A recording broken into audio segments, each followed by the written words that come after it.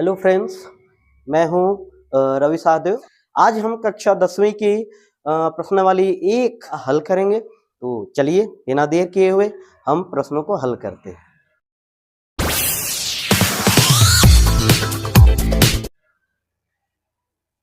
तो जैसा कि फ्रेंड्स आप लोग देख सकते हैं स्क्रीन पे जो प्रश्न है उसे हम पढ़ लेते हैं।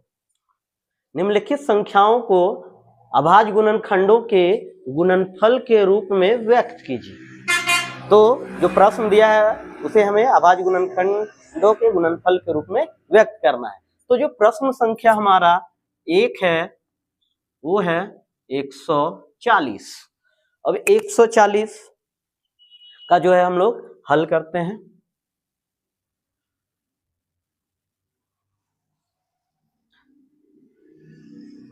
जैसा कि आप देख सकते हैं 140 में इकाई अंक 0 है, इसका अर्थ है ये 2 से विभाज्य होगा। हम लोग अनेक अभाज्य संख्याएं लेते हैं गुणनखंड निकालने के लिए, जैसे कि 2, 3, 5 इत्यादि। तो हम 2 से प्रारंभ करते हैं। 2 7 14 और 0 का 0। फिर से आप देख रहे हैं कि यहाँ 0 आ जा रहा है, तो फिर से हम 2 से ही इसे देंगे। 2 3 6, 1 चला गया यहाँ, तो 2 5 10, 5 7 35 और 7 1 7। अब हम लोग यहाँ पे लिखते हैं 140 का अभाज्य गुणनखंड।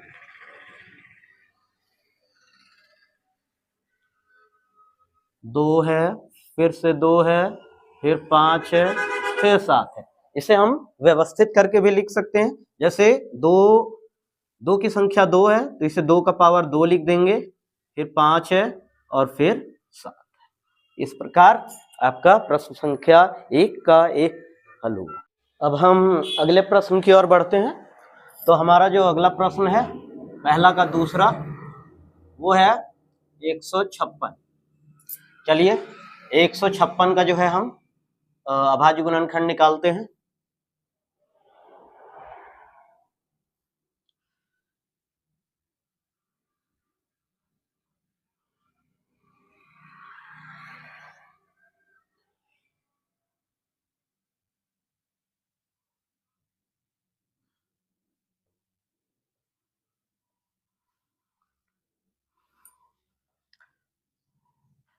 आप रफ में कर सकते हैं, मैं यहीं पे कर दे रहा हूं।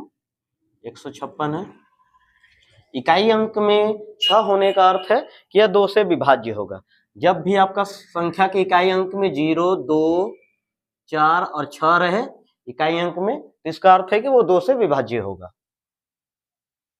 2 7 14, 1 यहाँ चला गया, 2 8 16, 2 3 6, 2 9 18। फिर इकाई अंक में देख रहे हैं कि 9 है, तो यह 2 से विभाज्य नहीं होगा क्योंकि 9 विषम संख्या है। तो हम 3 लेंगे और 3 से विभाज्य है कि नहीं, इसके लिए हम लोग क्या करते हैं, 3 से विभाज्य का पता लगाने के लिए हम सभी संख्याओं को जोड़ देते हैं। तो जैसे कि यहाँ 9 और 3 है, तो हम 9 और 3 को प्लस करेंगे तो 12 होगा। और हम लोग सभी जानते हैं कि 12 जो है 3 से विभाज्य है, यानी यह 3 से विभाज्य होगा। और 13 1 13। अब इसको हम लोग यहाँ पे व्यवस्थित कर देते हैं।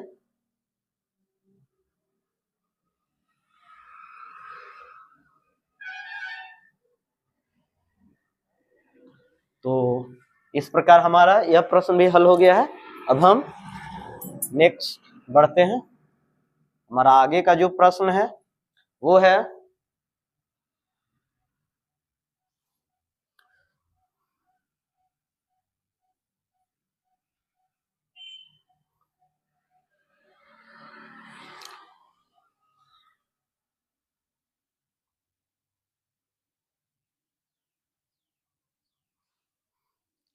तो इसका भी हम उसी प्रकार से निकालेंगे। देखते हैं हम निकाल करके।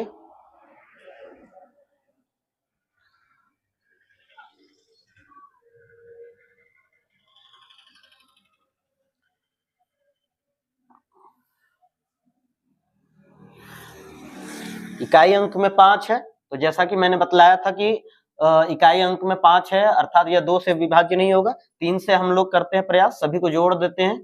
3 + 8 + 2 + 5, 5 2 7 8 15 और 3 18।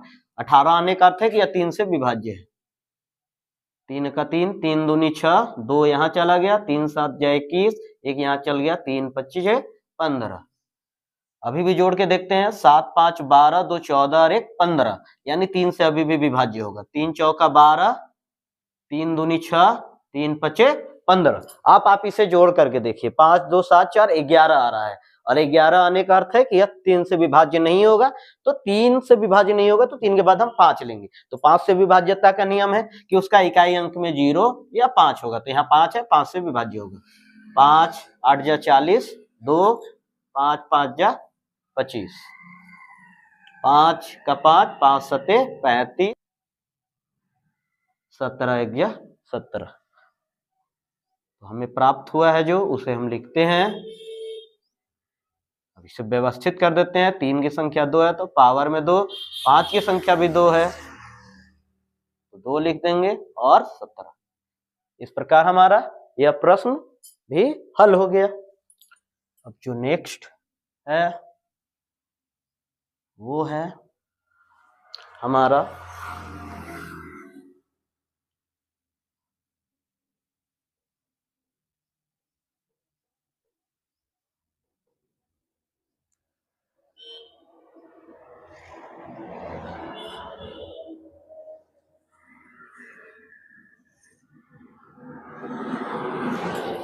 तो इसी प्रकार हम इसका निकालेंगे।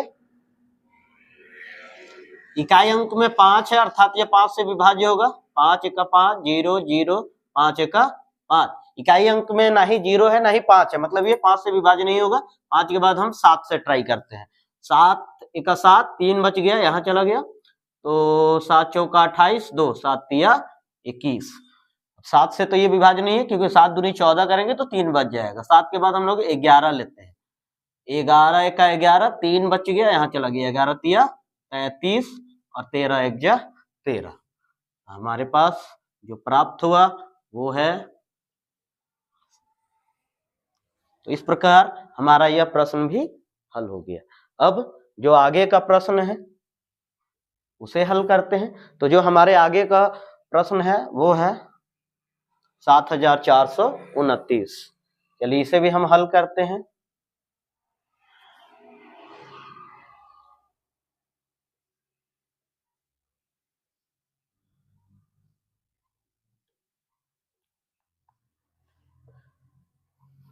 इसका भी हम अभाज्य गुणनखंड निकालते हैं।